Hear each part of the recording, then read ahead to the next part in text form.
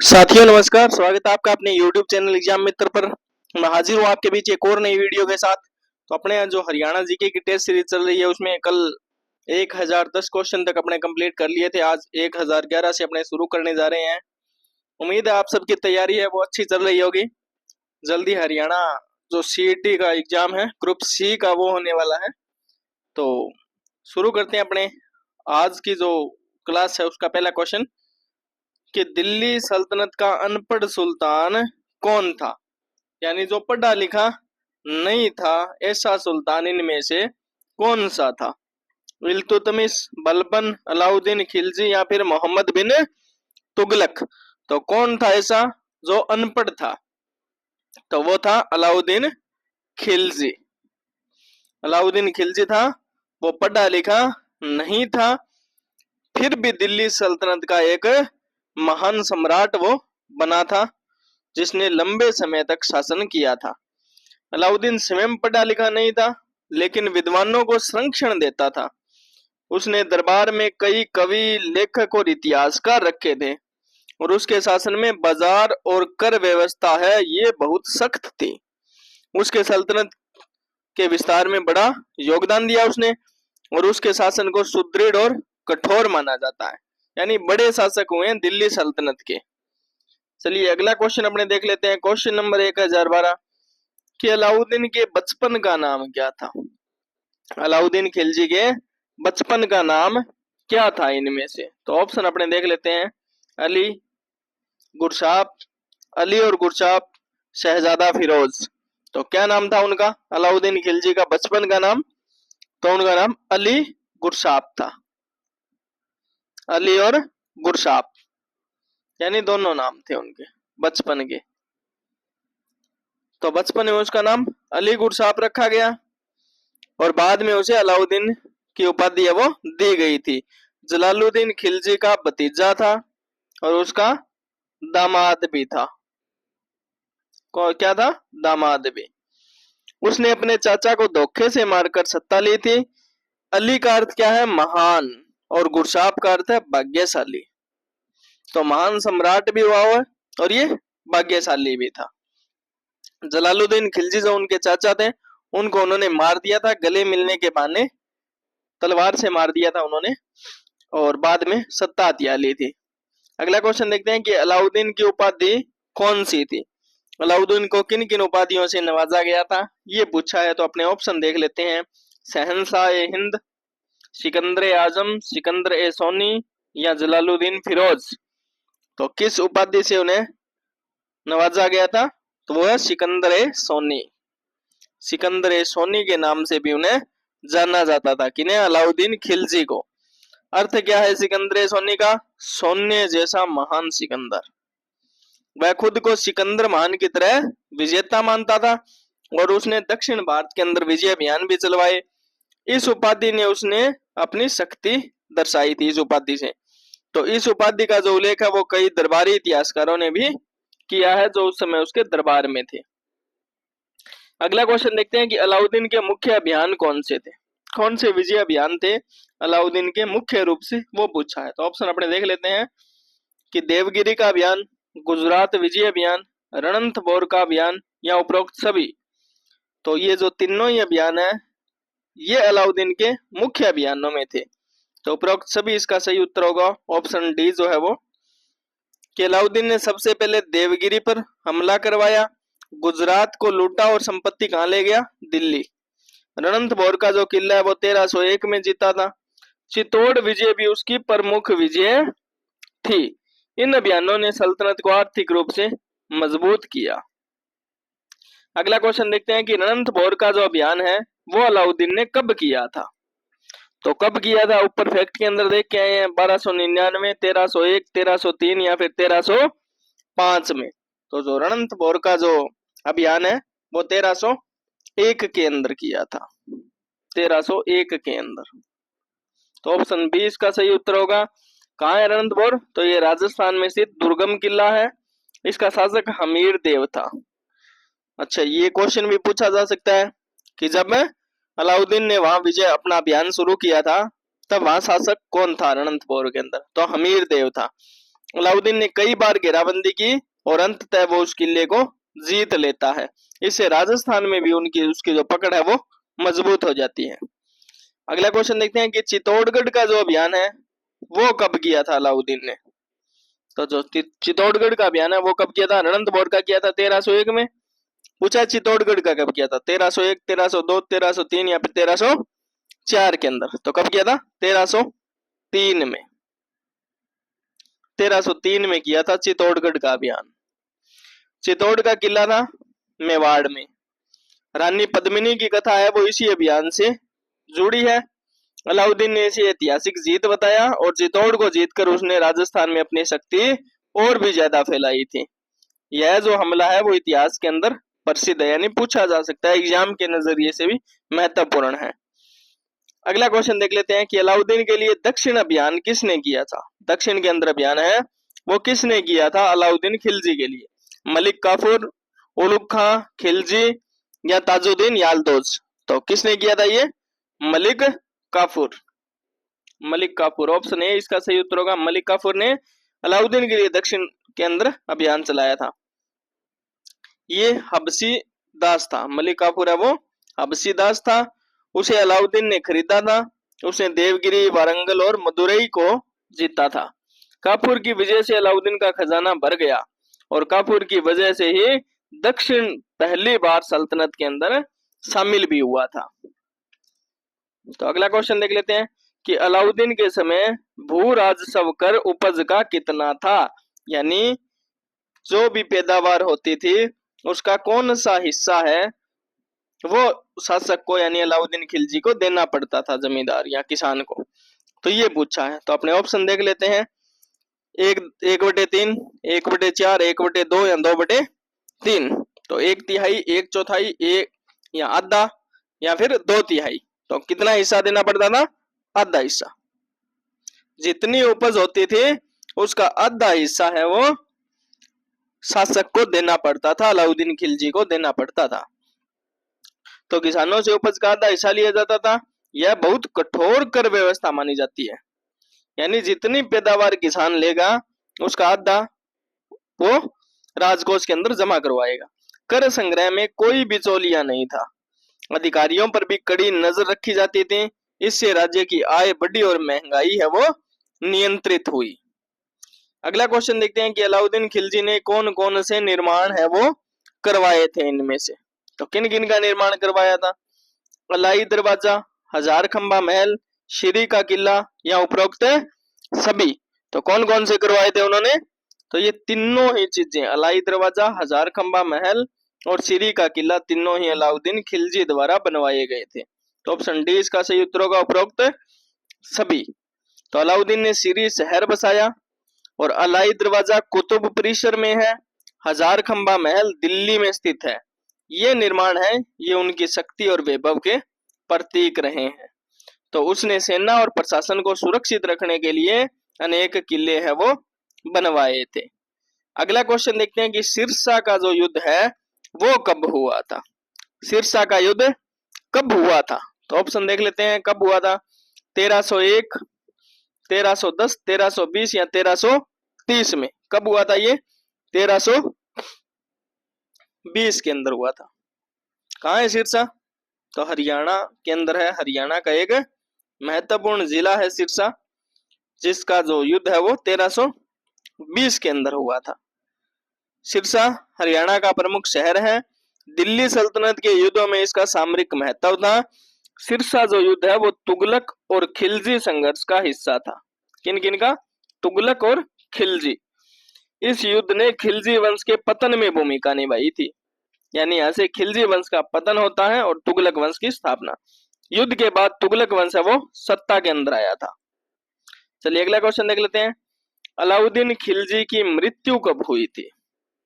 अलाउद्दीन खिलजी की मृत्यु कब हुई थी? 1310 में, 1313 में, 5 जनवरी 1316 को या 1320 में? तो कब हुई थी? 5 जनवरी 1316 में। तारीख भी याद रखनी है, पूछ लेते हैं, क्योंकि अब जो क्वेश्चन है वो धीरे धीरे अपने डीपली पूछने लगे हैं जो HSSC एग्जाम लेता है। या जिससे भी पीछे जो एजेंसी थी उनकी एनटीए उससे करवाया था। इस बार देखते हैं कौन सी एजेंसी से करवाते हैं। तो क्वेश्चन का जो सत्र है वो थोड़ा गहराई में जाना शुरू हो गया है। तो 5 जनवरी 1316 को अलाउद्दीन खिलजी की जो है मृत्यु हुई थी। मृत्यु हुई थी किसके कारण? बीमारी के कारण। मृत्यु के बाद खिलजी वंश में अराजकता बढ़ी और उसके जो सेनापति हैं मलिक काफूर, उन्होंने सिंहासन पर नियंत्रण रखा। खुसरो खान ने भी सत्ता संघर्ष किया और उनकी मृत्यु ने सल्तनत को बिल्कुल कमजोर कर दिया था। तो खिलजी वंश का अंतिम शासक कौन था? अंतिम शासक खिलजी वंश जहां से खत्म हो जाता है, उनका अंतिम शासक है वो कौन था? खुसरो खां, मुबारक शाह, अलाउद्दीन खिलजी या गयासुद्दीन तुगलक है। तो कौन था? खुसरो खां। खुसरो खां खिलजी वंश का अंतिम शासक हुआ। खुसरो खां पहले हिंदू था। क्या था? पहले हिंदू। उसने इस्लाम स्वीकार करके और सत्ता त्यागी थी। उसका शासन बहुत अल्पकालिक रहा था, बिल्कुल थोड़े समय के लिए रहा था। उसे गाजी मलिक है उसने मार गिराया था। इसके बाद तुगलक वंश है वो दिल्ली सल्तनत के अंदर स्थापित होता है। अगला क्वेश्चन देख लेते हैं कि दिल्ली सल्तनत का ऐसा कौन सा सुल्तान था जो शुरू में हिंदू था? बहुत महत्वपूर्ण क्वेश्चन है एग्जाम की दृष्टि से कि ऐसा कौन सा सुल्तान हुआ दिल्ली सल्तनत में जो शुरुआत के अंदर हिंदू था? अलाउद्दीन खिलजी, खुसरो खां, मुबारक शाह या इल्तुतमिश। तो कौन था इनमें से? खुसरो खां, जो खिलजी वंश का अंतिम शासक भी हुआ। खुसरो खां। खुसरो खां गुजरात से पकड़ा गया था, बाद में उसे मुसलमान बना लिया गया और उसे खिलजी दरबार में पद मिला था। सत्ता की लालसा ने उसे सुल्तान के पद तक पहुंचा दिया था। वह जल्द ही तुगलक से हार गया, यानी बिल्कुल थोड़े समय के लिए वो शासक रहा था। अगला क्वेश्चन देखते हैं कि खुसरो खां की हत्या किसने की थी? किसने मारा खुसरो खां को? तो ऑप्शन देख लेते हैं, मलिक काफूर, गाजी मलिक, जलालुद्दीन खिलजी या मुबारक शाह। तो कौन था खुसरो खां को मारने वाला? गाजी मलिक। गाजी मलिक ने मारा था खुसरो खां को। गाजी मलिक बाद में गयासुद्दीन तुगलक कहलाया था। महत्वपूर्ण बात है, याद रखने योग्य बात है कि गाजी मलिक है वही बाद में गयासुद्दीन तुगलक के नाम से जाना गया था। उसने खुसरो खां को हराकर मार डाला और इसी से तुगलक वंश की शुरुआत है वो हुई थी। गाजी मलिक ने सल्तनत को स्थिर रखा। उसने शासन के अंदर कई सुधार कार्य भी करवाए थे। तो गाजी मलिक किस नाम से जाना गया था? किस नाम से जाना गया था? गयासुद्दीन तुगलक, जलालुद्दीन खिलजी, बलबन या फिर इल्तुतमिश। तो किस नाम से जाना गया था गाजी मलिक? गयासुद्दीन तुगलक के नाम से। तुगलक वंश का संस्थापक भी कह सकते हैं। कौन था? गयासुद्दीन तुगलक। गाजी मलिक का अर्थ क्या होता है? धार्मिक योद्धा, जो धर्म के लिए युद्ध करे, धर्म के लिए लड़े। उसने मंगोलों से सल्तनत को बचाया। तुगलक वंश का वह संस्थापक था। तो दिल्ली में किला और मकबरा बनवाया। उसकी मृत्यु रहस्यमयी तरीके से हुई थी। तो ये याद रखना है कि जो क्वेश्चन में पूछे तुगलक वंश का संस्थापक कौन था, तो गयासुद्दीन तुगलक भी हो सकता है या गाजी मलिक नाम भी लिख के आ सकता है। तो आपको दोनों नाम ध्यान होने चाहिए। दिल्ली सल्तनत का ऐसा सुल्तान जो दरबार में नग्न होकर घूमता था। तो ऐसा कौन सा सुल्तान था दिल्ली सल्तनत का जो नग्न होकर दरबार के अंदर घूमता था, ये बताना है। तो अपने ऑप्शन देख लेते हैं, अलाउद्दीन खिलजी, खुसरो खां, कुतुबुद्दीन मुबारक खिलजी या फिर गयासुद्दीन तुगलक। तो कौन था? कुतुबुद्दीन मुबारक खिलजी, ऐसा शासक जो दरबार के अंदर नग्न अवस्था के अंदर घूमता था। मुबारक खिलजी को विलासी माना जाता है, भोग विलास में रमा हुआ शासक उनको माना जाता है। उसने शाही मर्यादाओं को तोड़ा। दरबार में अजीब हरकतों के लिए बदनाम उन्हें किया गया। उसके शासन से खिलजी वंश बिल्कुल कमजोर हो जाता है और अंत में खुसरो खां ने उसकी हत्या कर दी थी। चलिए अगला क्वेश्चन देख लेते हैं, तुगलक वंश की स्थापना है वो इसमें से किसने की थी? तो किसने की थी? ऑप्शन देख लेते हैं, मोहम्मद बिन तुगलक, गयासुद्दीन तुगलक, फिरोज तुगलक या फिर बलबन। तो कौन था उनकी स्थापना करने वाला तुगलक वंश की? तो गयासुद्दीन तुगलक या गाजी मलिक। गयासुद्दीन तुगलक था। गयासुद्दीन ने खिलजी को हराकर सत्ता ली, दिल्ली को मंगोलों से सुरक्षित किया, नहरें बनवाई और कृषि को उन्होंने बढ़ावा दिया था, न्यायप्रिय शासक उनको माना जाता है। और उसके बेटे ने उसे धोखा दिया था, यानी रहस्यमय तरीके से उनकी मौत भी हुई थी। अगला क्वेश्चन देखते हैं कि तुगलक वंश के महत्वपूर्ण शासक है वो इनमें से कौन थे। तुगलक वंश के महत्वपूर्ण शासक गयासुद्दीन तुगलक, मोहम्मद बिन तुगलक, फिरोज तुगलक या उपरोक्त सभी। तो ये जो तीनों ही शासक है ये तुगलक वंश के महत्वपूर्ण शासक है वो हुए हैं। गयासुद्दीन तुगलक भी, मोहम्मद बिन तुगलक भी और फिरोज तुगलक भी। इन तीनों ने वंश को लंबा चलाया। मोहम्मद बिन तुगलक है वो सबसे विवादित रहे थे, पढ़े लिखे ज्यादा थे, सबसे विवादित भी यही रहे थे। फिरोज तुगलक ने 50 नए नगर बसाए थे और गयासुद्दीन ने इसकी मजबूत नींव रखी थी। इनका जो काल है वो 1320 से लेकर के और 1413 तक माना जाता है, यानी लंबे समय तक इन्होंने शासन दिल्ली सल्तनत पर किया था। गयासुद्दीन तुगलक ने कौन सी उपाधि धारण की थी। तो कौन सी उपाधि और किस नाम से उनको जाना जाता है। गाजी मलिक, सिकंदर आजम, शहनशाह हिंद या अलाउद्दीन। तो किस नाम से उनको जाना जाता है। गाजी मलिक के नाम से। गाजी मलिक का अर्थ बताया था क्या था। धार्मिक योद्धा, जो धर्म के लिए युद्ध करे, धार्मिक योद्धा के नाम से भी उनको जाना जाता है। तो गाजी मलिक का अर्थ धार्मिक योद्धा। मंगोलों के खिलाफ कई लड़ाइयां लड़ी, किसानों के हित में काम किया और सल्तनत को स्थिर रखा था। दिल्ली में सुंदर मकबरा भी बनवाया। अगला क्वेश्चन कि गाजी मलिक का अर्थ क्या होता है। क्या अर्थ होता है। सेनापति, धार्मिक योद्धा, न्यायप्रिय शासक या फिर सेना नायक। तो क्या अर्थ होता है गाजी मलिक का। पढ़ते आ रहे हैं बार बार, धार्मिक योद्धा। गाजी का मतलब धर्म के लिए युद्ध करने वाला। गयासुद्दीन तुगलक का असली नाम यही था। उसने अपने नाम से ही धर्म योद्धा होने का दावा है वो किया था। गाजी मलिक ने मंगोल आक्रमणों को रोका और सल्तनत को स्थिर रखा। अगला क्वेश्चन देखते हैं कि दिल्ली सल्तनत का पहला सुल्तान कौन था जिसने नहरों का निर्माण करवाया था। महत्वपूर्ण बात है, पहला सुल्तान ऐसा जिसने नहरों का निर्माण करवाया था वो पूछा है। तो अपने ऑप्शन है वो देख लेते हैं कि इल्तुतमिश, बलबन, गयासुद्दीन तुगलक या फिर फिरोज तुगलक। तो कौन था जिसने नहरों का निर्माण करवाया। गयासुद्दीन तुगलक या गाजी मलिक। तो गयासुद्दीन ने सिंचाई की सुविधा के लिए नहरें बनवाई थी, कृषि विकास को बढ़ावा दिया। इसके बाद में फिरोज तुगलक ने भी कई नहरें हैं वो बनवाई थी। पहला सुल्तान पूछे तो गयासुद्दीन तुगलक।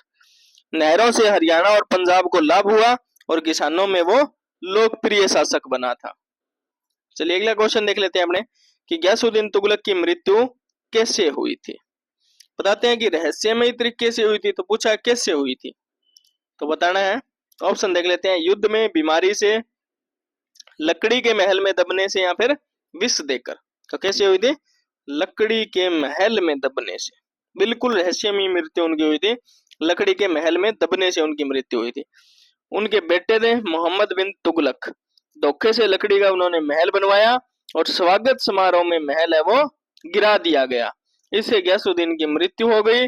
इतिहास में इसे षड्यंत्र माना जाता है। इसके बाद में मोहम्मद बिन तुगलक है वो गद्दी पर बैठता है। चलिए अगला क्वेश्चन देख लेते हैं कि लकड़ी के महल का निर्माण किसने करवाया था। किसने करवाया था। गयासुद्दीन तुगलक, इल्तुतमिश, बलबन या मोहम्मद बिन तुगलक। तो किसने करवाया था। मोहम्मद बिन तुगलक ने करवाया था। उसने अपने पिता के स्वागत में लकड़ी का महल बनवाया। महल योजनाबद्ध तरीके से गिराया गया और इस घटना से मोहम्मद बिन तुगलक पर षड्यंत्र के आरोप है वो लगे थे। पिता की मृत्यु के बाद में वह सुल्तान बनता है। इतिहासकार इसे पुत्र द्वारा पिता की हत्या मानते हैं। चलिए अगला क्वेश्चन देख लेते हैं। गयासुद्दीन तुगलक का मकबरा कहाँ है। गयासुद्दीन तुगलक का मकबरा पूछा है। दिल्ली, लाहौर, बदायूं या फिर अजमेर में। तो कहाँ है ये। दिल्ली। गयासुद्दीन तुगलक का मकबरा है वो दिल्ली के अंदर है। यह मकबरा दिल्ली में तुगलकाबाद किले के पास स्थित है। मजबूत पत्थरों से बना है। मकबरे की वास्तुकला अनोखी है और तुगलक वास्तुकला का उदाहरण भी है ये। आज भी दिल्ली पर्यटन में यह प्रसिद्ध स्थल है। अगला क्वेश्चन देखते हैं कि गयासुद्दीन तुगलक का विवाद है वो इनमें से किसके साथ हुआ था। गयासुद्दीन तुगलक का विवाद हुआ था वो इनमें से किसके साथ हुआ था। इब्न बतूता, अमीर खुसरो, निजामुद्दीन औलिया या फिर बलबन। तो किसके साथ उनका विवाद होता है? तो निजामुद्दीन औलिया के साथ होता है, निजामुद्दीन औलिया। ऑप्शन सी इसका सही उत्तर होगा। देखते हैं क्यों हुआ था ये।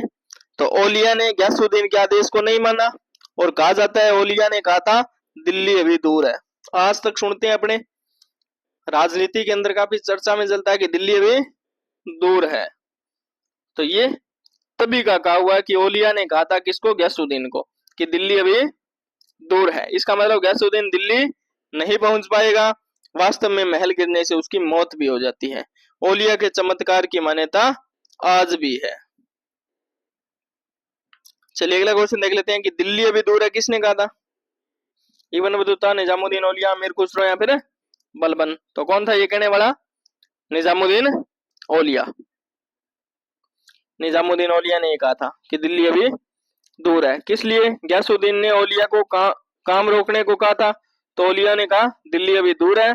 कहावत आज भी प्रसिद्ध है। इससे गयासुद्दीन का मनोबल है वो गिरा था और दिल्ली पहुंचने से पहले ही महल वाली दुर्घटना है वो उनके साथ घट जाती है। गयासुद्दीन तुगलक के बाद में गद्दी पर कौन बैठता है? बलबन, फिरोज तुगलक, मोहम्मद बिन तुगलक या फिर इल्तुतमिश। तो कौन बैठा था गयासुद्दीन तुगलक के बाद में गद्दी पर? मोहम्मद बिन तुगलक, मोहम्मद बिन तुगलक। ऑप्शन सी सही उत्तर होगा। गयासुद्दीन के पुत्र थे मोहम्मद, उन्होंने सत्ता संभाली। वह सबसे विचित्र सुल्तान माना गया। उसने कई प्रयोग किए जो असफल हुए, राजधानी बदली, नई मुद्रा भी चलाई थी। उसे सौपनदर्शी और सनकी कहा जाता है। अगला क्वेश्चन देखते हैं कि दिल्ली सल्तनत का सबसे विद्वान सुल्तान कौन था? सबसे विद्वान, सबसे पढ़ा लिखा सुल्तान है वो इनमें से कौन था? गयासुद्दीन तुगलक, बलबन, इल्तुतमिश या फिर मोहम्मद बिन तुगलक। तो कौन था? मोहम्मद बिन तुगलक। मैंने बताया था पीछे आपको कि ये सबसे पढ़ा लिखा सुल्तान था, मोहम्मद बिन तुगलक। अरबी फारसी भाषा का विद्वान उनको माना जाता है। विज्ञान, गणित, दर्शन में उन्होंने रुचि ली। कई प्रयोग किए, असफल रहे। उनकी नीतियों से प्रजा भी परेशान रही, फिर भी उसे बुद्धिमान सुल्तान है वो कहा गया। अगला क्वेश्चन देखते हैं कि दिल्ली सल्तनत के किस शासक को नाम याद रखने हैं? पागल, रक्त पिपासु, क्रूर और सौपनशील कहा गया है। इनमें से किसे कहा गया है ये बताना है। इल्तुतमिश, बलबन, मोहम्मद बिन तुगलक या फिर फिरोज तुगलक। तो किन्हें कहा गया है? मोहम्मद बिन तुगलक को कहा गया है। ऑप्शन सी इसका सही उत्तर होगा। कई निर्णय कई निर्णय वो अचानक होते थे। राजधानी दिल्ली से दौलताबाद ले गया वो। तांबे की मुद्रा चलाई जिससे आर्थिक संकट हुआ। कर अधिक वसूला जिससे विद्रोह बढ़े। लोग उसे सनकी कहते थे। क्या कहते थे? सनकी। अगला क्वेश्चन देखते हैं कि मोहम्मद बिन तुगलक ने किसे काजी नियुक्त किया था? किसे काजी नियुक्त किया था? अमीर खुसरो, इब्न बतूता, निजामुद्दीन औलिया या अलाउद्दीन खिलजी। तो किसे किया था? इब्न बतूता को। ऑप्शन बी सही उत्तर होगा। क्वेश्चन नंबर 1040 है इब्न बतूता।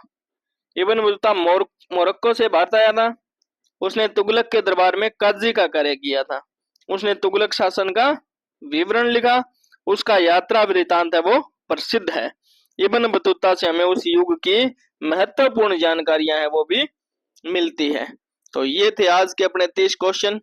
उम्मीद है आपको वीडियो अच्छी लगी होगी, क्वेश्चन आपके काम आ रहे होंगे। अगर आपको वीडियो अच्छी लगी तो आप वीडियो को लाइक कीजिएगा, ज्यादा से ज्यादा कमेंट कीजिएगा, वीडियो को शेयर कीजिएगा और अभी तक अगर आपने इस चैनल को सब्सक्राइब नहीं किया है तो चैनल भी सब्सक्राइब कीजिएगा। कल मिलते हैं एक और नई वीडियो के साथ, तब तक के लिए जय हिंद, जय भारत।